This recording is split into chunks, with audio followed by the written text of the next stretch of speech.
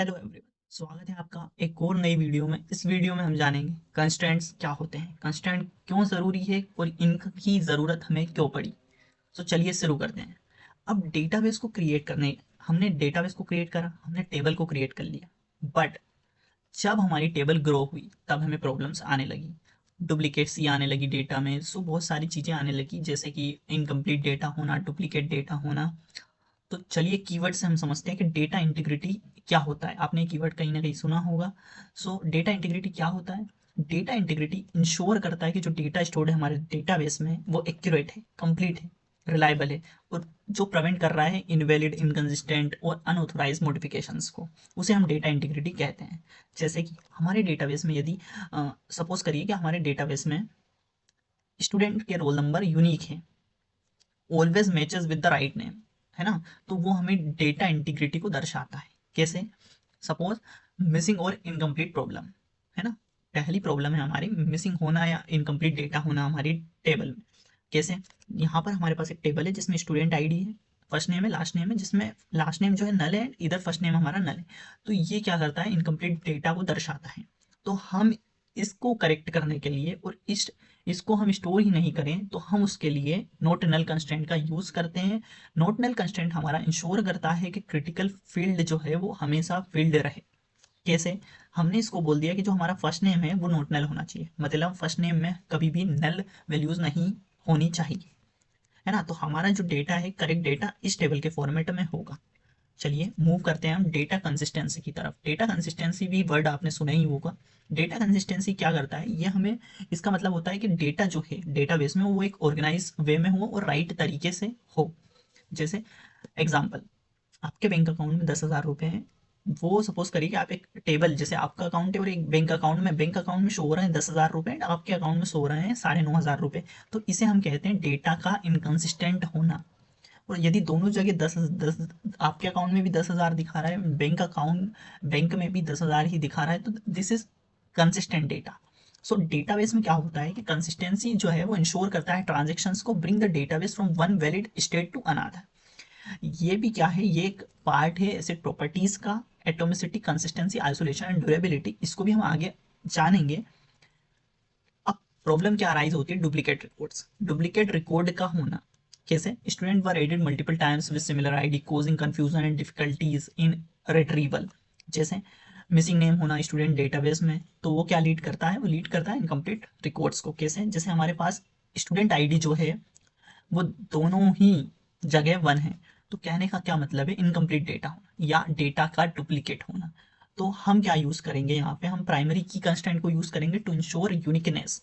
Example, हम कैसे use करते हैं प्राइमरी की को, इस तरीके से। कंस्ट्रेंट्स क्या होते हैं एसक्यूएल में? कंस्ट्रेंट्स जो है हमारे रूल्स होते हैं जो हम अप्लाई करते हैं किसी टेबल कॉलम पर, जो कि इंश्योर करते हैं हमारे डेटा को एक्यूरेट होना, वैलिडेट होना, रिलायबल होना। ये हमारी हेल्प करते हैं to maintain data integrity and prevent invalid data entry को। Why we use constraints? To control the type of data entered into a table, to avoid duplication or wrong values, to protect relationships between tables, to enforce business rules automatically. So what is not null constraint? Not null constraint क्या होता है? तो ये ensure करता है column को कि column में क्या नहीं होना चाहिए कि not have a null value, उस कॉलम में कोई नल वैल्यू नहीं होनी चाहिए। उसके लिए हमें कैसी टेबल क्रिएट करनी पड़ेगी, हमें टेबल नेम में को नॉट नल डिक्लेयर करना पड़ेगा, तब हमारी जो टेबल है उसमें कोई भी जो नेम होगा वो नॉट नल नहीं होगा, वो नल नहीं होगा। एंड यूनिक कंस्टेंट कैसे काम करता है? यूनिक कंस्टेंट होता क्या है, ये इंश्योर करता है कि जो भी वैल्यूज कॉलम में है वो डिफरेंट होनी चाहिए, कोई भी डुप्लीकेट एलिमेंट नहीं होना चाहिए।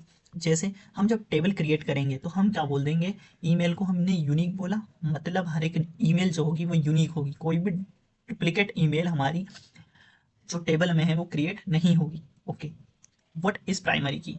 बहुत ही ज़रूरी होते हैं प्राइमरी की को समझना। एसक्यूएल में प्राइमरी की फॉरेन की बहुत ज़रूरी होती है। कैसे? प्राइमरी की क्या होती है? Primary key is a column or set of column in a table that uniquely identify each row in that table. Primary key क्या होती है? यूनिकली आइडेंटिफाई करती है हर एक रो को टेबल की। ये कंटेन करती है unique values and can not contain null values. इसमें यूनिक वैल्यूज ही ये कंटेन करती है, कोई भी नल वैल्यूज नहीं होनी चाहिए। अ table can have only one primary की। एक टेबल में सिर्फ एक ही प्राइमरी की होगी, है ना। और टेबल में क्या होगा, यूनिक वैल्यूज होगी प्राइमरी की में, can not contain null values, ये सब चीज़ें आपको याद रखनी है। हम कैसे टेबल क्रिएशन के टाइम पे ध्यान रखेंगे, कैसे प्राइमरी की को क्रिएट करते हैं। हमने बोल दिया एम्प्लॉय आईडी इंट प्राइमरी की, कहने का मतलब है जो हमारी एम्प्लॉय आईडी होगी वो क्या होगी, हमेशा ही यूनिक होगी, नोट नल नहीं होगी, है ना। एक ही प्राइमरी की होगी हमारी पूरी टेबल में। ओके, व्हाट इज फॉरेन की? Foreign key is a column in one table that refers to the primary key in another table. It establishes a relationship between two tables and ensure referential integrity. कहने का मतलब है कि जो foreign की है वो रिलेशनशिप बिल्ड करती है अनादर टेबल से। कैसे? डिपार्टमेंट आईडी इंट, फॉरेन की रेफरेंसेस डिपार्टमेंट्स, डिपार्टमेंट आईडी। कहने का मतलब है कि जो हमारा डिपार्टमेंट टेबल है उसमें डिपार्टमेंट आईडी क्या है, प्राइमरी की है, और वो क्या कर रही है, रिलेशनशिप बिल्ड कर रही है। Okay, so now what is check constraint? Check constraint क्या करता है, ये इंश्योर करता है कि जो डेटा है वो क्या मीट कर रहा है एक स्पेसिफिक कंडीशन को, तब ही वो हमारी टेबल में स्टोर होगा। कैसे? हमारे डेटाबेस में स्टोर होगा। कैसे? जैसे हमने बोल दिया कि चेक करिए कि एज जो है वो ग्रेटर देन 18 से ही होना चाहिए, तभी वो एंट्री हमारे डेटाबेस में स्टोर होगी। कैसे? सपोज आप एक वोटर आईडी यूजर हैं, सो वोटर आईडी आप कब ले पाएंगे, जब आप 18 से ऊपर होंगे, राइट। 21 या 18 से जो भी है उससे आप ऊपर होंगे, तब ही आप वोटर आईडी ले पाएंगे। तो ये वही चीज है, ये वही कंडीशन है। Default, provide a default value if no value is given, है ना। कोई भी हम डिफॉल्ट वैल्यू प्रोवाइड कर देते हैं। सपोज कंट्री का नाम कुछ भी हमने नहीं डाल के रखा हुआ है और हमने एंटर कर दिया, तो बाय डिफॉल्ट जो कंट्री होगी वो इंडिया सेट हो जाएगी। कंक्लूजन क्या है, कंस्टेंट्स क्या है, रूल्स हैं जो प्रोटेक्ट करते हैं हमारे डेटा को और वो एरर से भी बचाते हैं।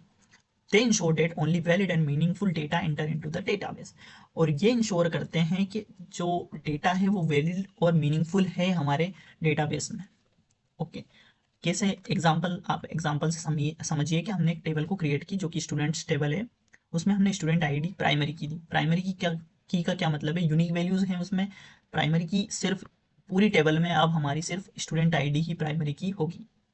नेम बोला हमने वेरकेर, नोट नल, नेम में क्या है, कोई भी नल वैल्यूज नहीं होनी चाहिए। ओके, एज हमने क्या बोला, 5 ईयर से एज हमेशा ग्रेटर ही होगी, है ना, 5 या 5 से ग्रेटर होगी। ईमेल वेरकेर यूनिक होनी चाहिए, हर एक आईडी यूनिक, हर एक ईमेल आईडी यूनिक होनी चाहिए। सिटी, सिटी डिफॉल्ट हमने इंदौर सेट किया है, तो डिफॉल्ट सिटी यदि कोई सिटी इंटर नहीं करता है तो बाय डिफॉल्ट क्या हो जाएगी, इंदौर हो जाएगी। अब स्टूडेंट आईडी क्या करता है, यूनिकली आइडेंटिफाई ईच स्टूडेंट, हर एक स्टूडेंट को यूनिकली आइडेंटिफाई करेगा। जैसे हमें कोई हमारे रोल नंबर यूनिकली आइडेंटिफाई करते हैं, वैसे ही यहाँ पर प्राइमरी की हम सेट कर देते हैं।